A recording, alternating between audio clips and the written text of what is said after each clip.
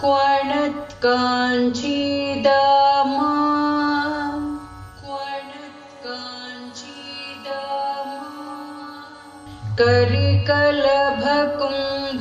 करिकलभकुम्भस्तननता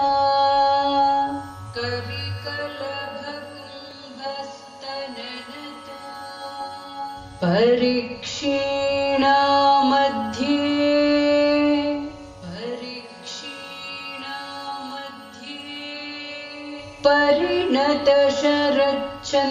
परिणतशरच्चन्द्रवदना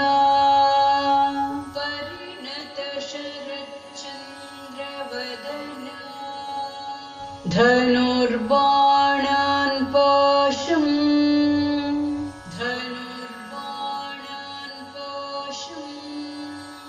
सृणिमपि दधाना करतलैः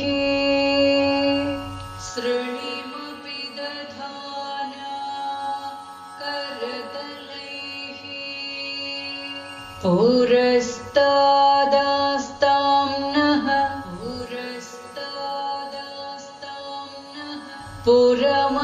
पुरमथितुराहो पुरुषिका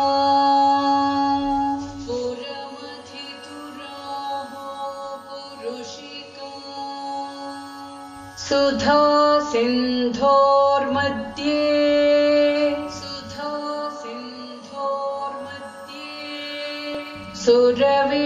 सुरविटपिबाटी परिवृते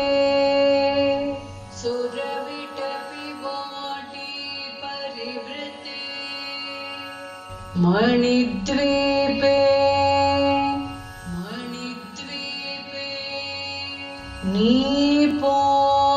नीपोपवनवति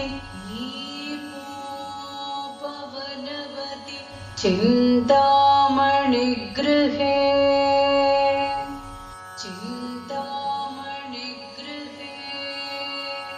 शिवाकारे मञ्चे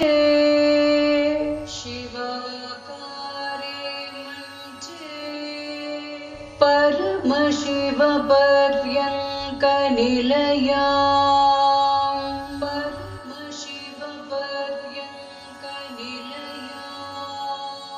भजन्ति त्वां धन्याः कतिचन चिदानन्दलहरी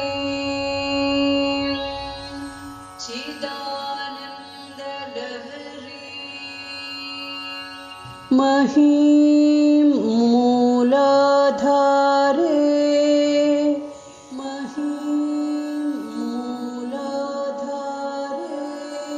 कमपि मणिपूरे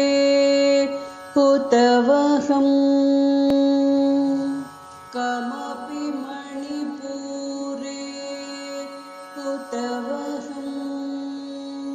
स्थितं स्वादिष्ठाने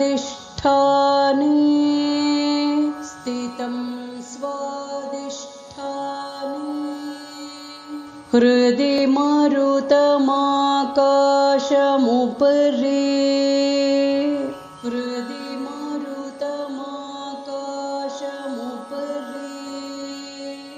मनोऽपि भ्रूमध्ये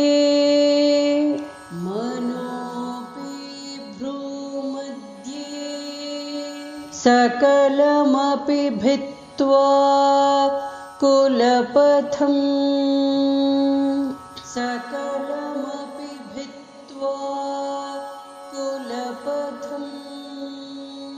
सहस्रारे पद्मे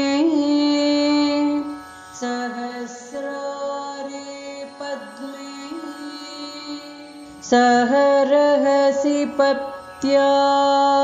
विहरसे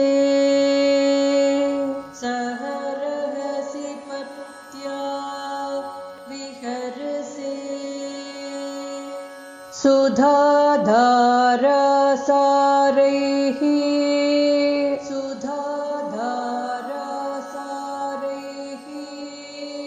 चरणयुगला अन्तर्विगलितैः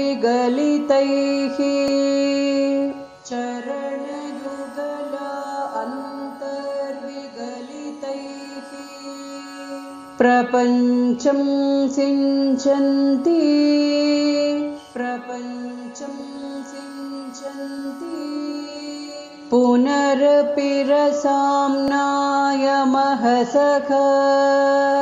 पुनरपि रसाम्नाय महसः अवाप्य स्वां भूमिम्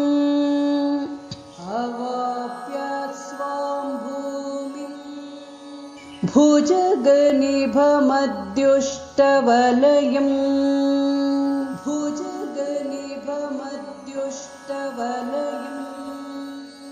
स्वमात्मानं कृत्वा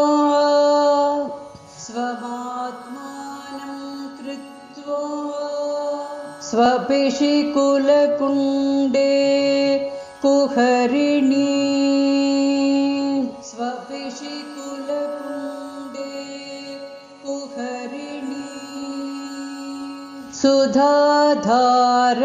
सुधाधारासारैः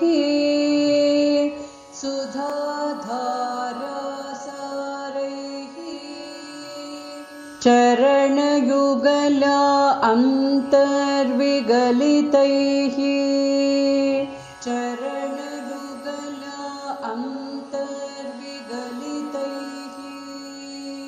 प्रपञ्चं सिञ्चन्ति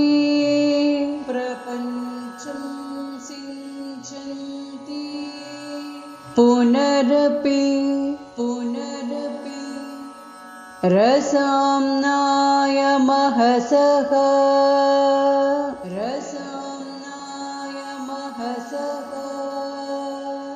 अवाप्य स्वां भूमिम्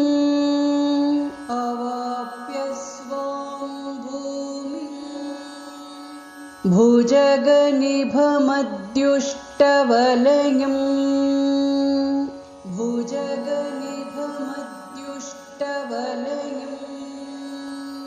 स्वमात्मानं कृत्वा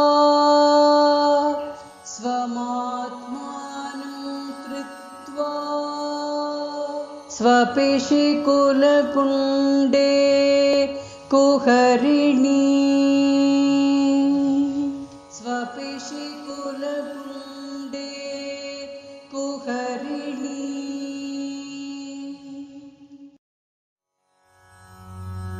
ಶ್ಲೋಕ ನಂಬರ್ 7 ರಾಗ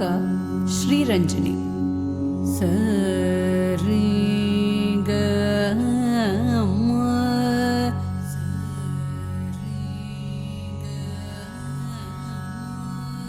ದ ನಿ ಸಾ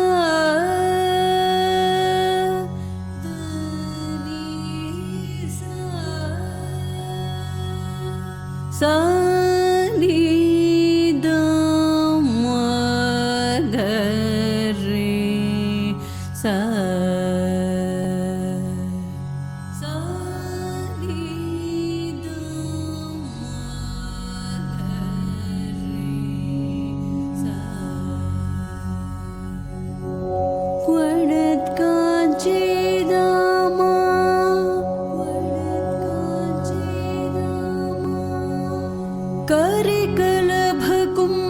करिकलभकुम्भस्तननता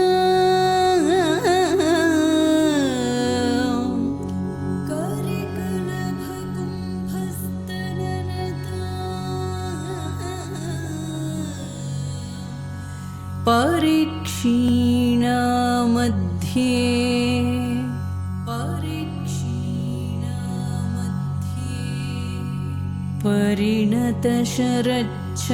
परिणतशरच्चन्द्रवदना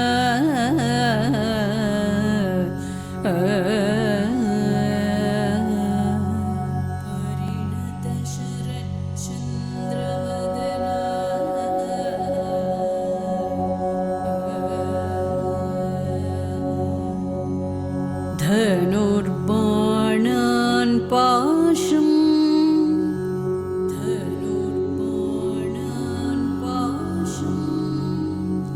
सृणिमपि दधान करतलैः सृणिमपि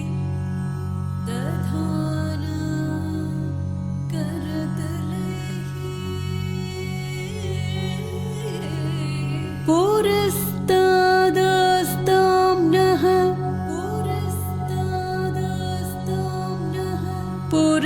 पुरमथितुराहो पुरुषिका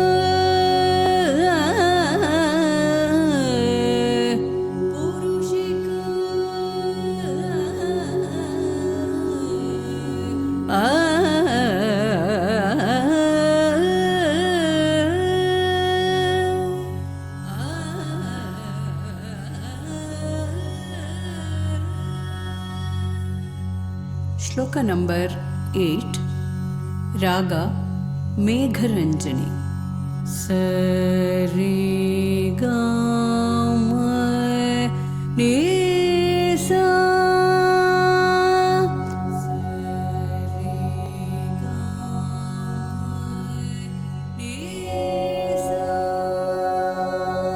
सा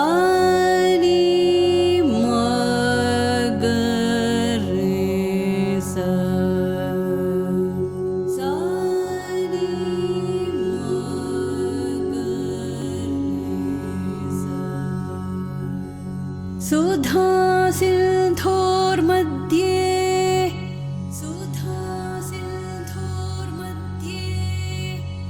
सुरविटपि वाटी परिवृते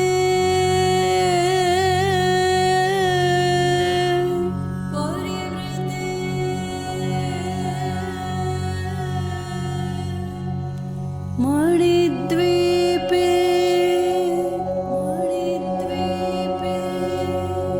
नीपो पवनवती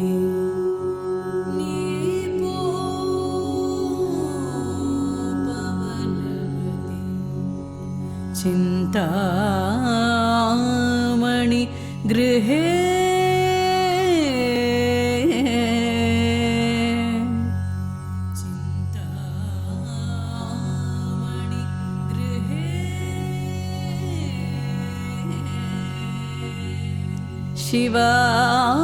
शिवाकारे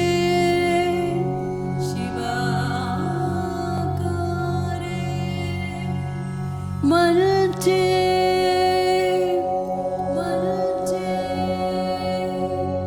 परमशिव पर्यङ्कनिलया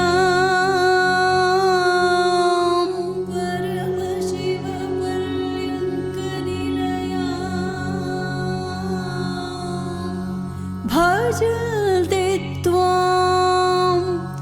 धन्याः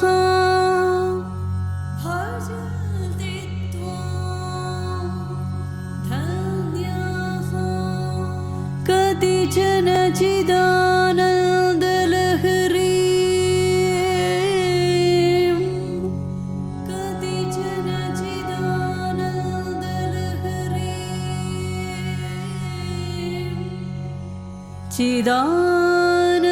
चिदानन्दलहरी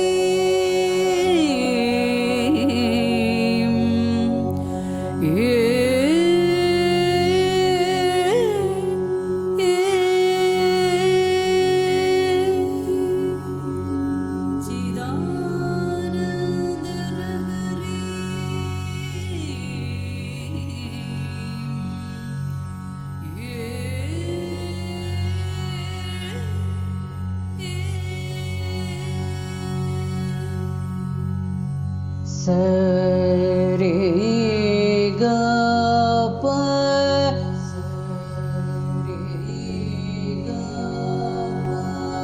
द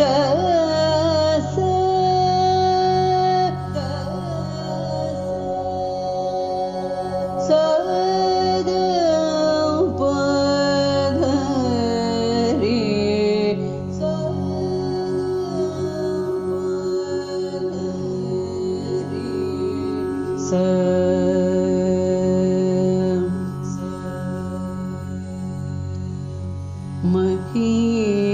महीम मूलाधारे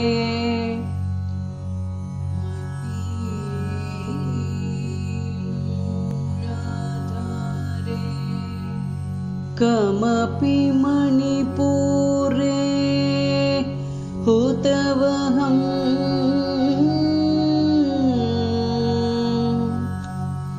कमपि मणिपूरे हुतवहम् स्थितं स्वादिष्ठाने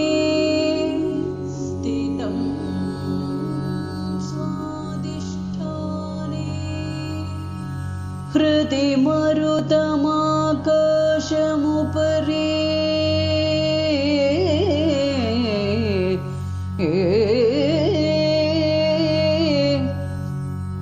हृदि मरुतमाकाशमुपरि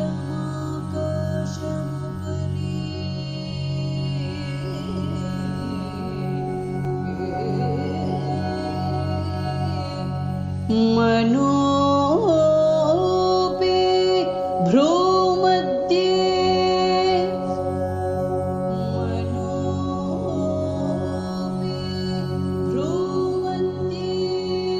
सकलमपि भित्त्वा कुलपथो सकलमपि भित्त्वा कुलपथो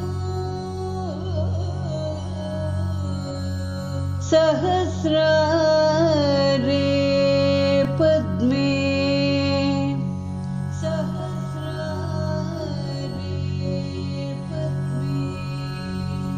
सहरहसि पत्या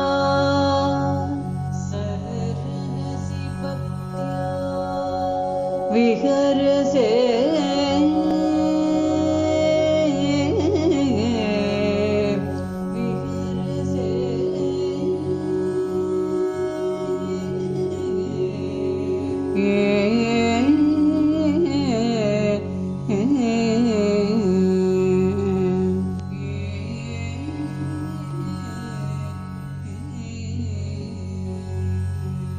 श्लोक नंबर 10 राग षण्मुख प्रिया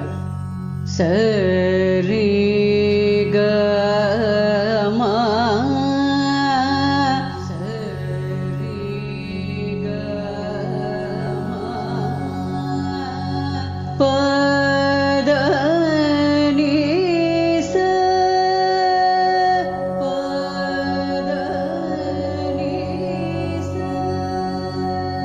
सा नि ध प सा नि ध प म ग रे स म ग रे स सुधाधर सरेहि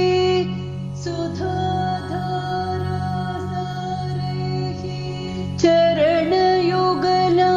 अन्तर्विगलितैः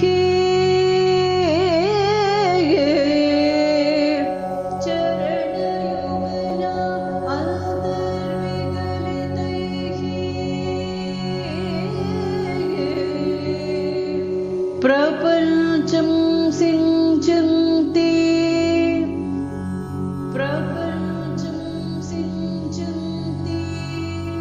पुनरपि रसाम्नायमहसः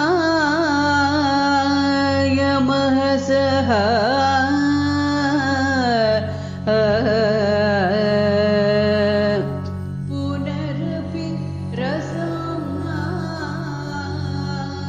रसाम्नायमहसः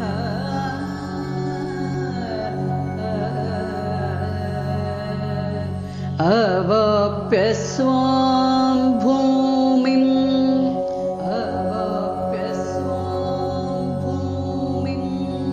भुजगनिभमद्युष्टवलयम्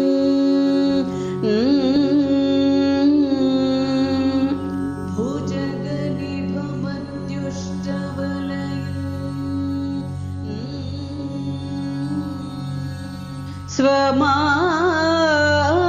स्वमात्मनं कृत्वा स्वमात्मनं कृत्वा स्वपिशि कुलकुण्डे कुहरिणी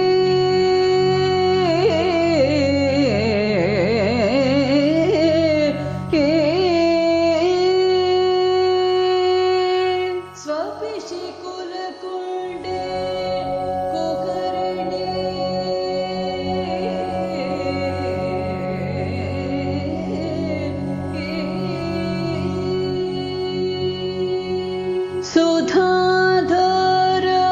सुधाधरसारैः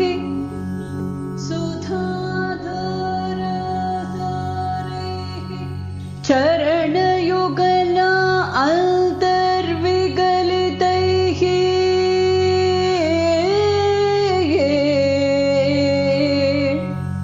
चरणयुगला अन्तर्विगलितैः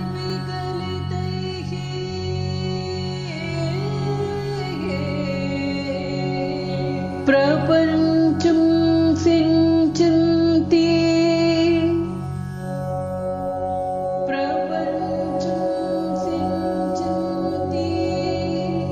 पुनरपि रसं नायमहसः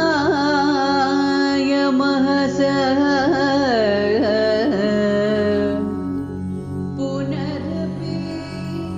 रसं नायमहसः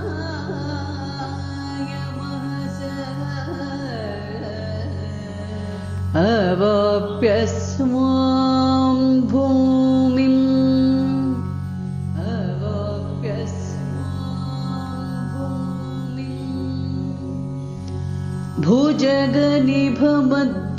भुजगनिभमद्युष्टवलयम्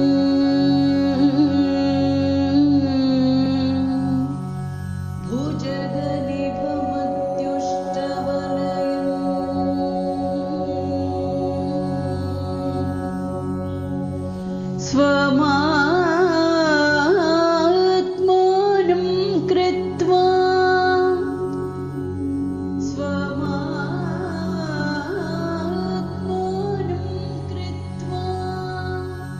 स्वपिशि कुलकुण्डे